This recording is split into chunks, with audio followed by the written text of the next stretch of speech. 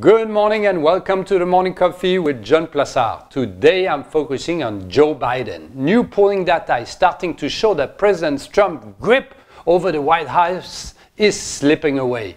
Amid civil unrest and unprecedented pandemic, Democrat nominee Joe Biden is starting to gain traction. But the power shift hasn't made so much as a ripple in the US stock market. That suggests investors either don't realize or don't care about the implication a Biden presidency will have on corporate America.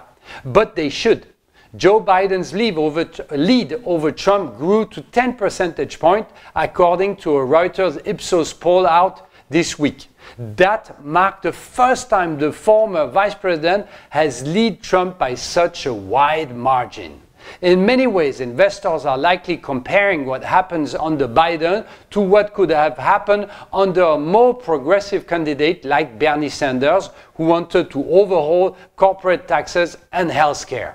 But Biden at the top will have consequences for corporate America, especially if this year's election managed to put Democrats in power in all three branches of government. That scenario makes Biden a much more threatening candidate for corporate America because it means progressive legislature will have far less resistance. That outcome will almost certainly mean Donald Trump's sweeping corporate tax reform will be rolled back. No matter how you slice it, that is bad for big businesses. So why hasn't the stock market started to worry over the news?